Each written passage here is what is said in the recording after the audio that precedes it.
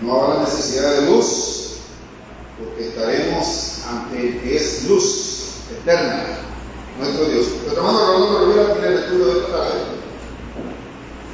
Los Filipenses.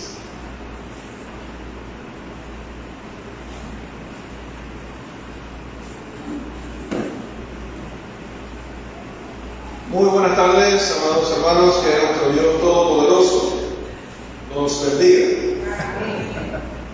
Amén. Esperamos que la hermano Carlos tome foto de esta multitud que ha venido a estudiar la palabra de Dios.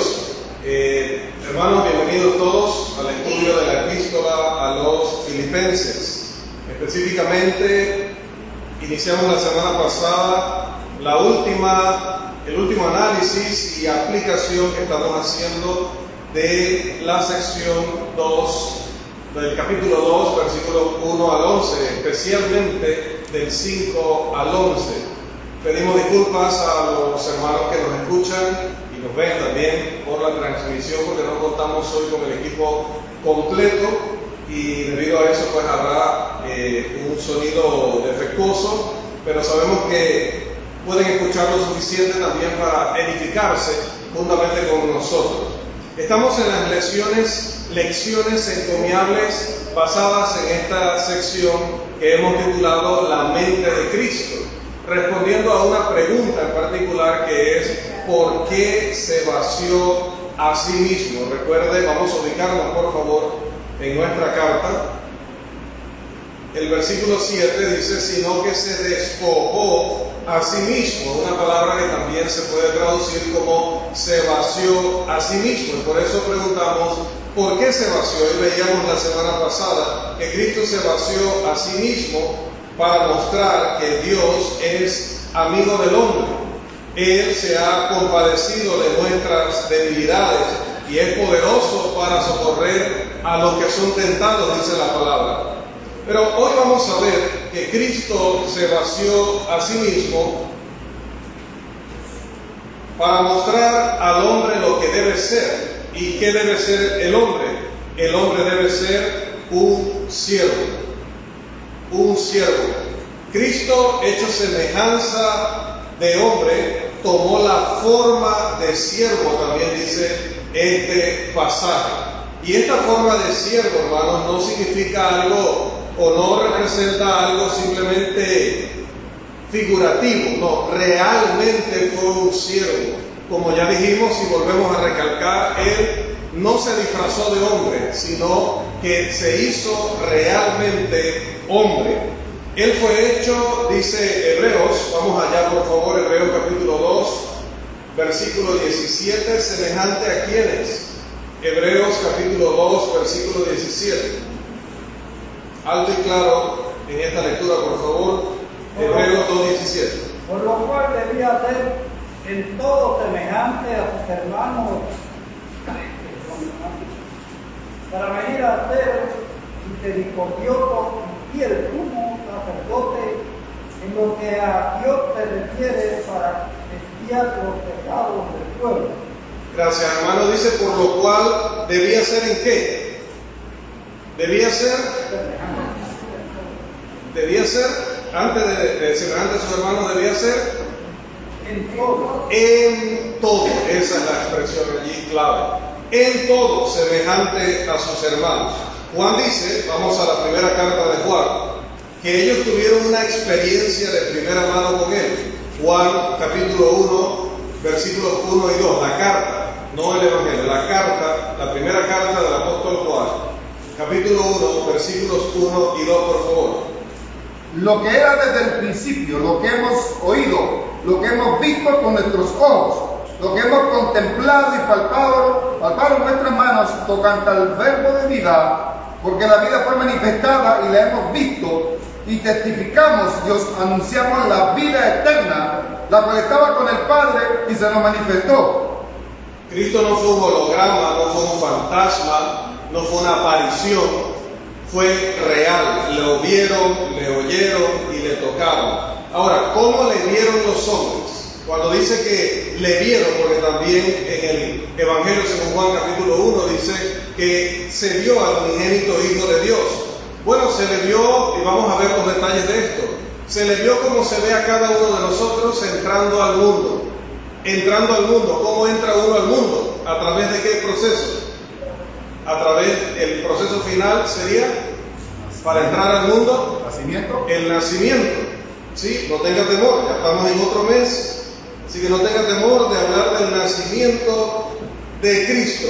Él entra al mundo al igual que todos nosotros entramos al mundo, a través del nacimiento natural. La concepción de Él fue milagrosa, pero no su nacimiento. Su nacimiento fue un nacimiento natural. No ocurrió un milagro en el momento de su nacimiento, pero sí fue concebido, que es el proceso anterior. ¿Hay algún tema allá en el equipo para que lo verifiquemos, por favor? No vamos a leerlo porque conocemos bien el pasaje en Lucas capítulo 2, versículo 7. También cómo le dieron apenas nació o apenas nace un niño, después de que se le lava, ¿no? Obviamente, se le quita todo esto todo lo relacionado con el nacimiento o el darle a luz.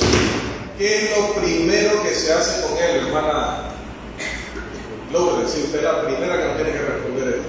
Apenas se lava el bebé, ¿qué es lo primero que se le hace? Está desnudo en nuestras manos, lo acabamos de bañar, ¿qué sigue? Ahí, inmediatamente.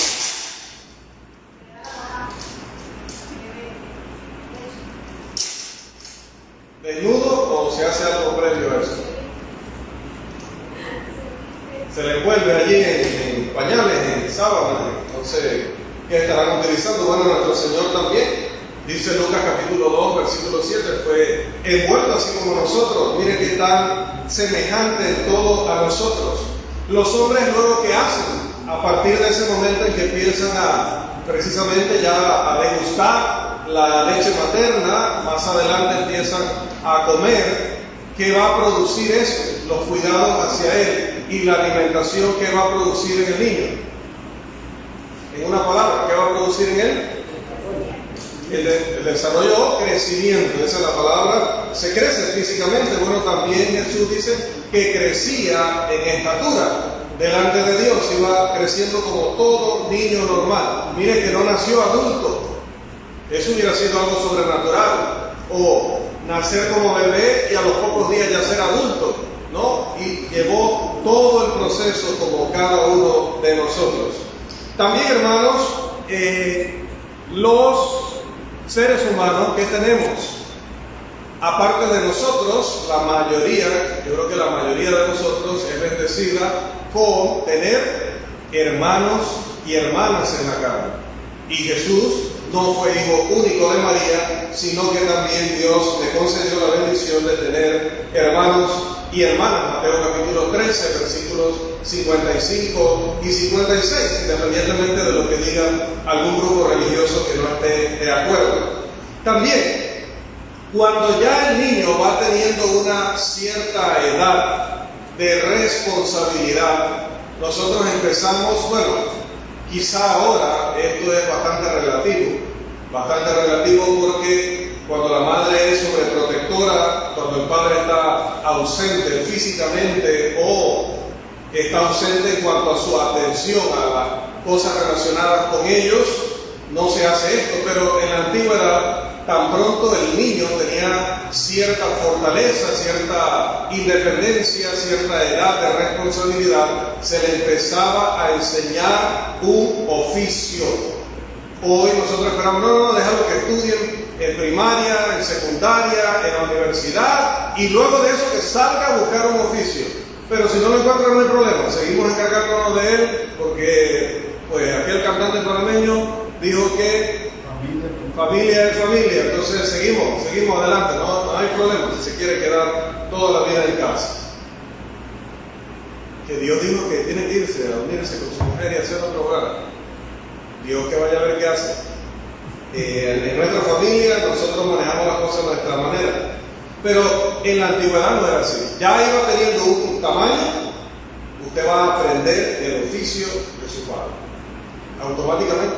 Entonces no había niños esperando a ser adultos para empezar a trabajar. Había niños que ya estaban involucrados desde muy pequeños en el negocio de su padre. Bueno, dice la palabra que él también estaba ocupado aprendiendo el oficio de su, bueno, en este caso, el que se creía su padre.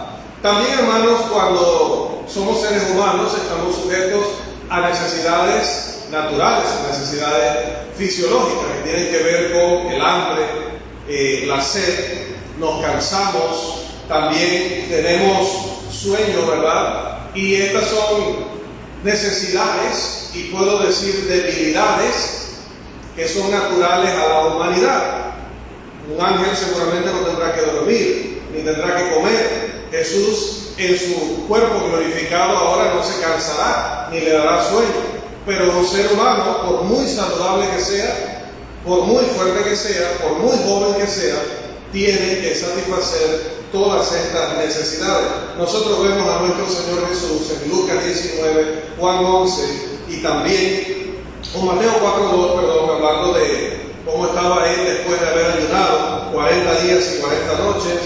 Marcos 4:38, Juan 4:6-7, cuando nos habla de que se sienta agotado en el pozo de Jacob porque tenía sed y le pide a aquella mujer samaritana que le dé de beber. Es un hombre 100% con todas nuestras necesidades. Realmente era semejante en todo a sus hermanos. Pero además de eso, de lo que son las necesidades físicas, también tenía las necesidades emocionales. Los hombres nos entristecemos, nos angustiamos, sentimos un gran dolor ante la pérdida de seres queridos o ante la mirada o ante la condición o consecuencia de aquellos que amamos pero que vemos que van por un camino de perdición o de destrucción. Cristo también. Vamos aquí sí a Lucas 19, los versículos 41 y 46, por favor.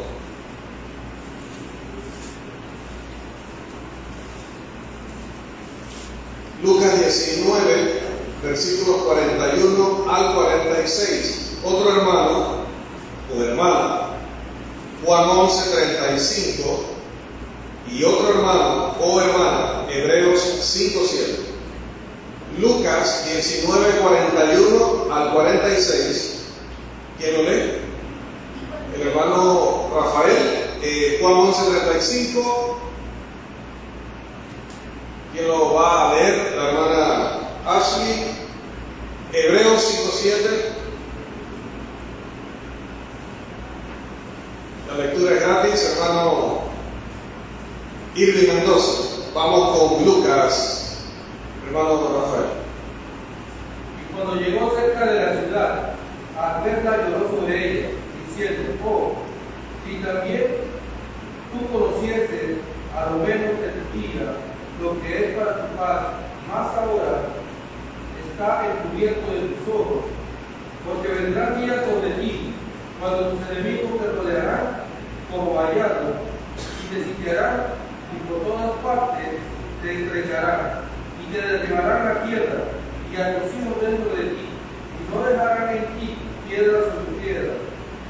Por cuando no conociste el tiempo de tu purificación, y entrando en el templo, comenzó a echar fuera a todos los que vendían y compraban en él, diciendo: escrito está, mi casa es casa de oración, mas vosotros las habéis hecho cueva de ladrones. Por una lectura paralela sabemos que hace esta última acción consumido por el celo por la casa de Dios. Y en primer lugar vemos que apenas ve la ciudad, lo que le provoca a la ciudad es llanto. Llora solo de ver lo que estaba a punto de acontecer. Ahora, justo ahora, le iban a recibir, ¿no?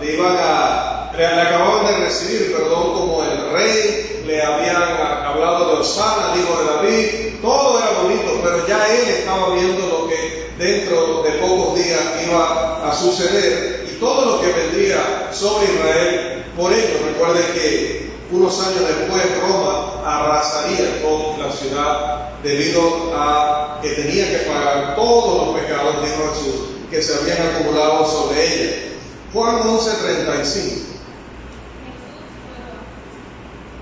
Jesús lloró como todo ser humano y lo hizo frente a la tumba de aquel amigo a quien él amaba. También Hebreos 5:7 nos habla de estas lágrimas de Jesús, pero en otra ocasión de su vida.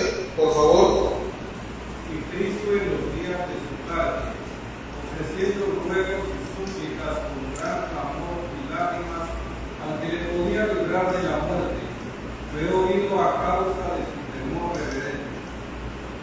Mire la palabra que utiliza el autor de Hebreos aquí. En primer lugar, habla de Cristo en los días de su carne, en su ministerio terrenal. ¿Cómo lo describe? Ofreció a Dios ruegos y súplicas, pero con gran clamor y lágrimas. Hoy es miércoles. ¿Fue ayer la reunión? Sí. Ayer en una reunión hablábamos o estudiábamos con un amigo, alguien perteneciente a las denominaciones, y él hacía alusión al tema de la oración y decía, ¿no? Yo no entiendo por qué la Iglesia de Cristo, esto es una afirmación inexacta, porque esto no lo sabe nadie, por qué la Iglesia de Cristo no dobla rodillas delante de Dios.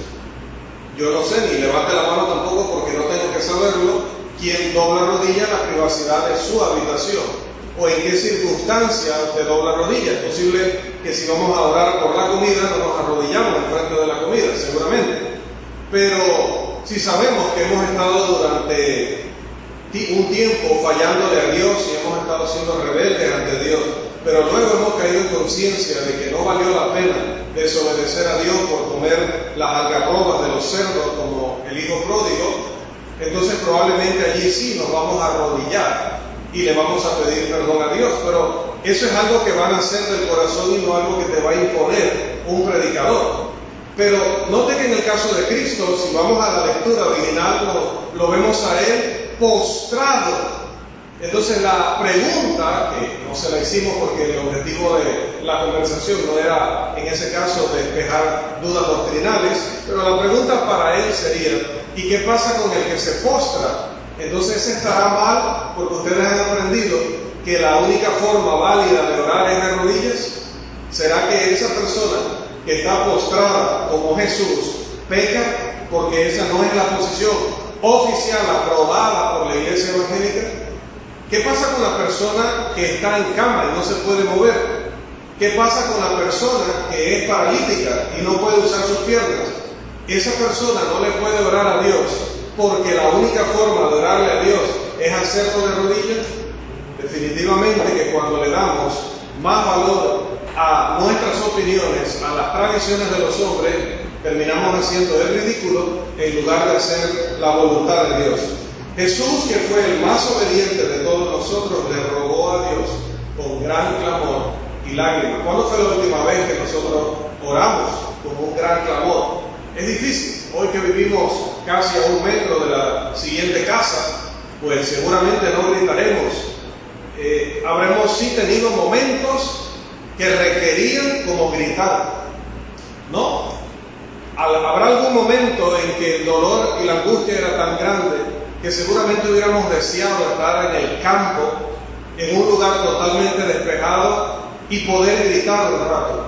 Gritar para liberar estrés, gritar porque no, como dice también el apóstol Pablo en Romanos, a veces llega un momento en que no sabemos cómo poner en palabras nuestra angustia, nuestro dolor. Entonces Cristo tuvo esa experiencia, fue realmente un hombre como nosotros. Pero no solamente, hermanos, se angustió, no solamente lloró, sino que también se alegró asistiendo a una fiesta. Y ya vimos eso en el estudio de nuestro hermano, Juan capítulo 2. No es que había que esperar a que el hermano diera el estudio, porque hace 2000 años está allí. Siempre lo leemos, pero nos vamos directo al hecho de que no se les acabó el vino y entonces él del agua les dio vino, entonces hizo su primer milagro y sus discípulos creían en él, pero pasamos por alto lo que el hermano sí enfatizaba en su clase, que era Jesús.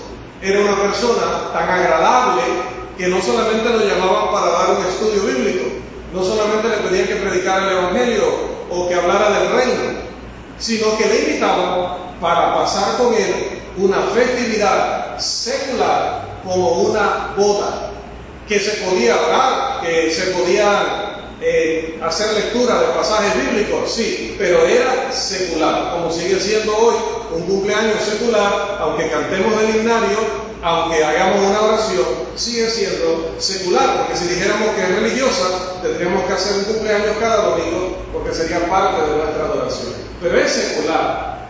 Cristo fue invitado a una fiesta secular, donde no se violó la voluntad de Dios. Asimismo nosotros participamos de las mismas cosas. Ahora, también dice la Escritura que todos nosotros, como seres humanos, como personas que somos desafiados constantemente por el enemigo, vamos a estar sujetos a la tentación. De hecho, en aquel modelo de oración que le dio justo iniciando su ministerio, una de las cosas incluidas en ese modelo de oración era precisamente el tema de encomendarse a Dios, porque seremos desafiados por las tentaciones. Los hombres son tentados y Cristo también fue tentado. Mateo capítulo 4 y Lucas 4 como ejemplos contundentes de ello. No vamos a ir allá porque conocemos bien el pasaje. Pero la diferencia con el resto, aquí sí, de sus hermanos, es que dice 2 de Corintios, vamos allá por favor, 2 de Corintios 5:21, un hermano, 2 de Corintios 5:21, otro hermano, Hebreos 4:15, otro hermano, 1 de Pedro 2:22, 2 de Corintios 5:21, otro, Hebreos 4:15, otro, 1 de Pedro 2:22. Primero dígame quién va a leer, para luego empezamos a leer cuando lo tenemos todos. El hermano Rafael levantó la mano primero que el hermano Carlos para leer 2 de Corintios 5:21, pero como vi al hermano Carlos, le tocará Hebreos 4:15 y queda disponible 1 de Pedro 1:22. Es gratis, no le cobramos leer, pero sí recibirá muchas bendiciones. Hermana Milena, empezamos, 2 de Corintios 5:21. Al que no conoció pecado, por nosotros lo hizo pecado, para que nosotros fuésemos hechos justicia de Dios en él. Nosotros sí conocimos la codicia, nosotros sí conocimos la mentira, nosotros sí conocimos muchas formas de violar la voluntad de Dios, pero él no conoció el pecado. Hebreos 4:15. Porque no tenemos un sumo sacerdote que no pueda compadecerse de nuestras debilidades, sino uno que fue tentado en todo según nuestra semejanza, pero sin pecado. Otra vez la palabra clave, fue tentado en todo según nuestra semejanza. Según nuestra semejanza. Es que de hecho el diablo, allá en Lucas 4, en Mateo 4, le presenta todo lo que Juan dijo allá en 1 de Juan 2:15 y 16. Los deseos de los ojos, los deseos de la carne, la vanagloria de la vida. Todas las avenidas para pecar le fueron presentadas a Jesús. Por lo tanto, él fue tentado en todo según nuestra semejanza, solo que, a diferencia de nosotros, él sí supo decir no, no y no para no incurrir nunca en pecado. Finalmente, hermana Milena. El cual no hizo pecado, ni se halló engaño en su boca. No hubo pecado en él, no se halló engaño en su boca. También, otra cosa que los hombres experimentan y Jesús no podía pasar olímpicamente de ellos, sino que realmente tenía que experimentarlo, tenía que pasar por allí de una manera u otra, era que siendo un hombre como todos nosotros, estaba destinado a lo que todos los hombres están destinados. ¿Qué dice Hebreos 9:27? En condiciones normales, porque Pablo también dijo, el apóstol, que aquí hay que aclarar siempre, el apóstol Pablo dijo que puede llegar el Señor, algunos estemos vivos y seamos transformados, así que no conozcamos el Hades, pero en condiciones normales, ¿qué ha de pasar con los hombres? Hebreos 9:27 está establecido para los hombres mueran una sola vez. Que reencarnen varias veces. No, Que mueran una sola vez. Así también es desde Juan capítulo 2, allá donde habló de la boda, pero del versículo 18 al 22, estuvo advirtiendo a sus discípulos de que él tenía que enfrentar la muerte. También lo hizo así en el capítulo 6, 33 de Juan, en el capítulo 10, 11 de Juan, en el 15, 12 al 13, y en Hechos 2, 22 al 24, en el primer sermón del Evangelio, en el establecimiento de la iglesia, el apóstol Pedro habla de que esa muerte de él era una muerte necesaria, sobre todo en las circunstancias en las que se dio. Pero a diferencia de nosotros, él fue primicia de los que murieron, pero para no murieron y volvieron a la vida. Perdón, me faltó esa parte. Murieron, él murió, volvió a la vida para no morir jamás, para no volver a morir jamás. Él es, dice 1 Corintios 15, eso lo vimos los domingos, él es primicia de los que durmieron. Y él resucitó teniendo ahora en sus manos, dice 1 Corintios 15, 3 al 4 y Apocalipsis, sobre todo Apocalipsis 1, 18, para tener ahora en su poder las llaves de la muerte y del Hades. Entonces, amados, la vida de Jesucristo es una vida de servicio a Dios.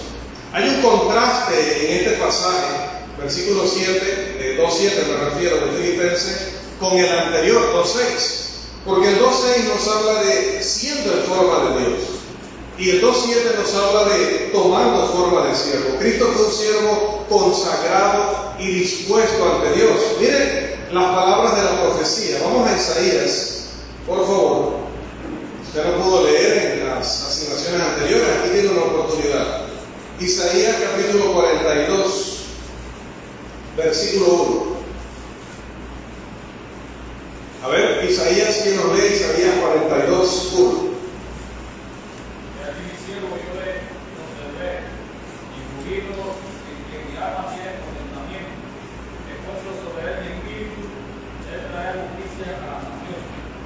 He aquí mi siervo, decía la profecía.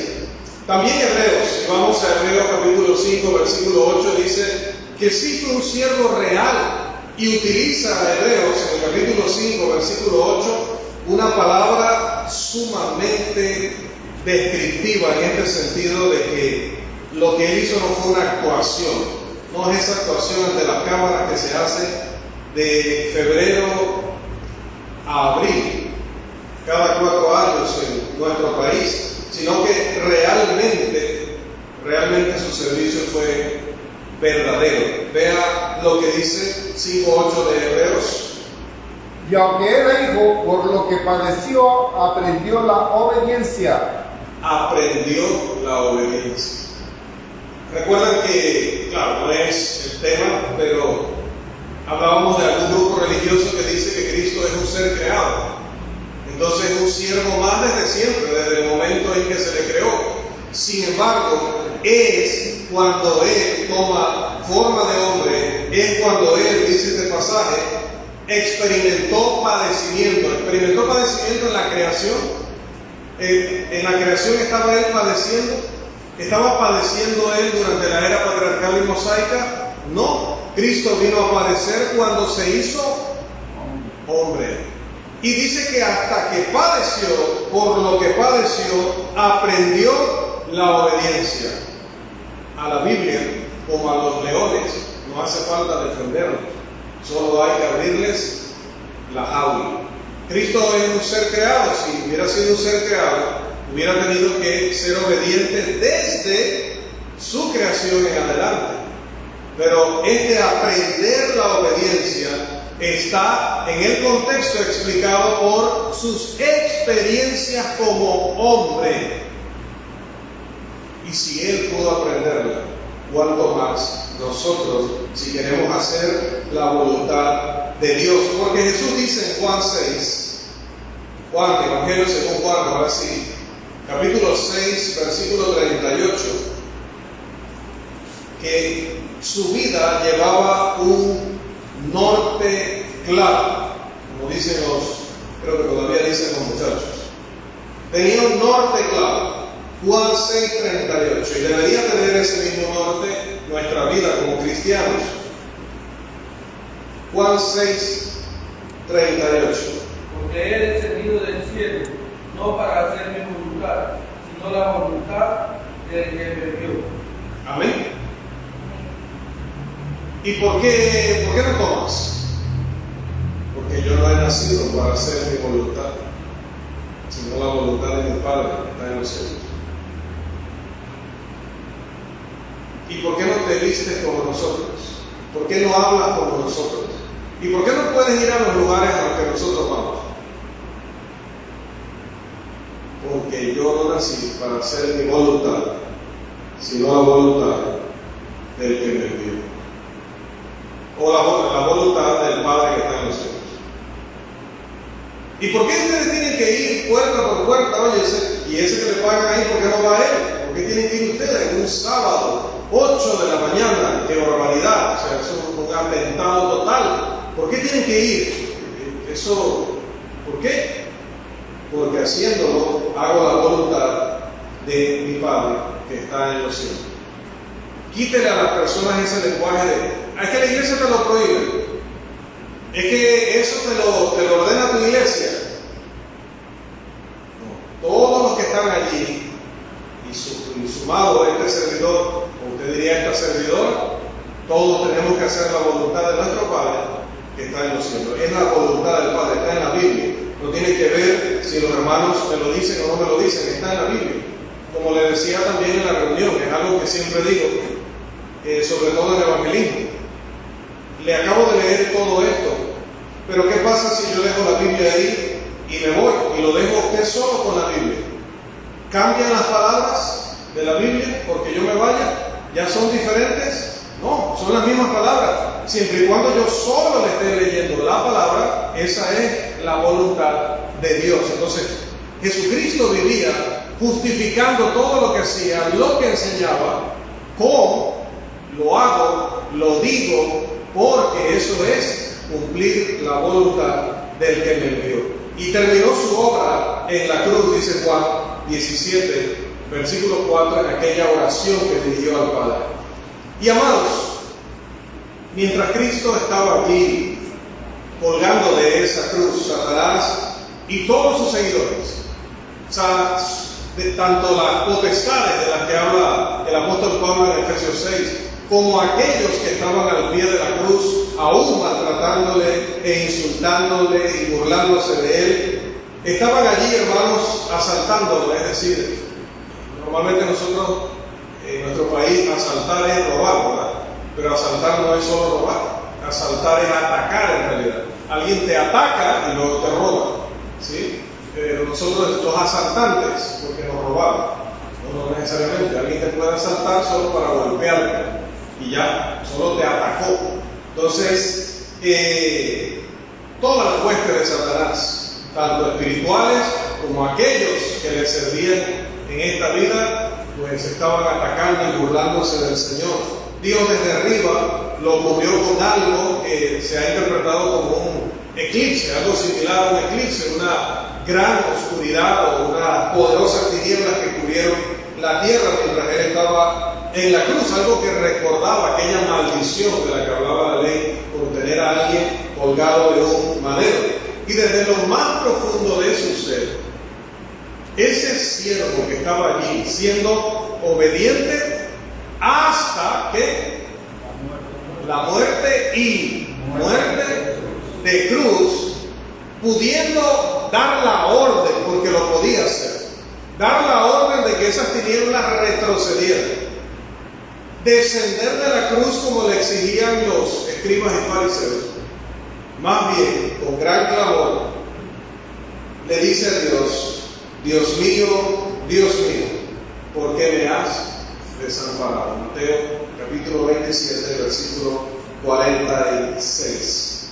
Finalmente, habiendo completado su obra, exclamó según Juan 19:30. ¿Alguien recuerda la última frase de él? consumado, según este pasaje, consumado es. Su vida de servicio es un ejemplo de lo que los hombres deberían ser, siervos de Dios. Su disposición total a servir, a ayudar, a colaborar al propósito y al plan de Dios se ve en sus palabras, en uno de los pasajes de Mateo y uno de los pasajes más hermosos de la Escritura, Mateo capítulo 20, versículo 26. Mateo capítulo 20, versículo 26.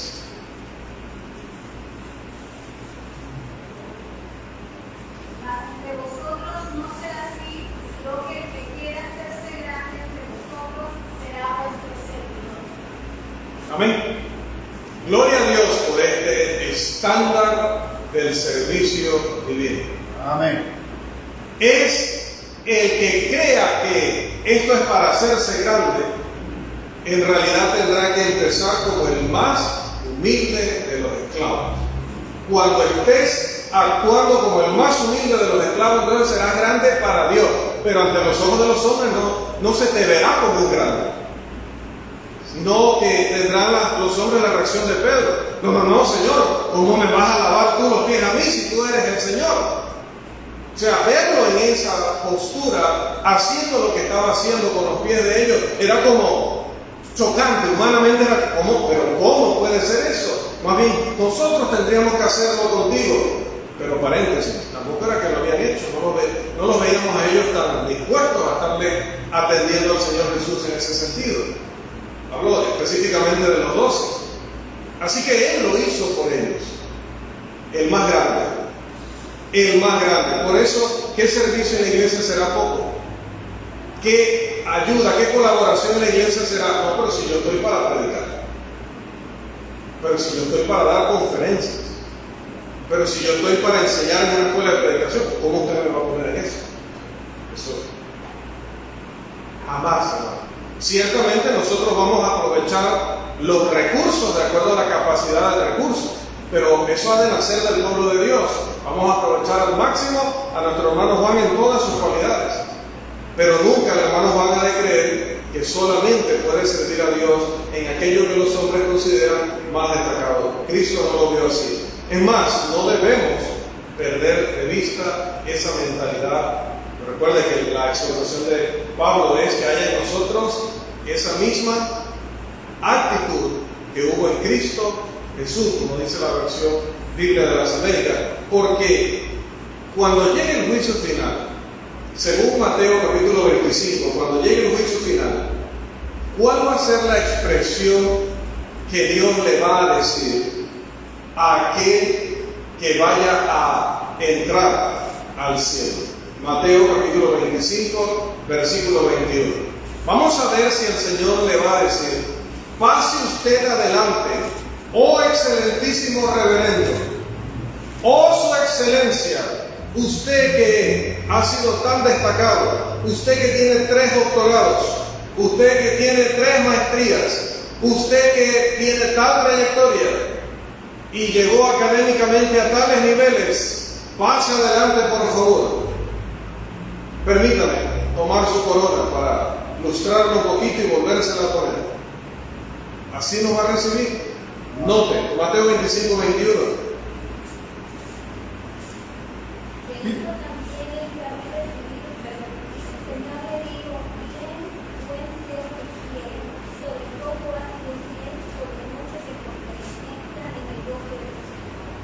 Bien, buen doctor y fiel.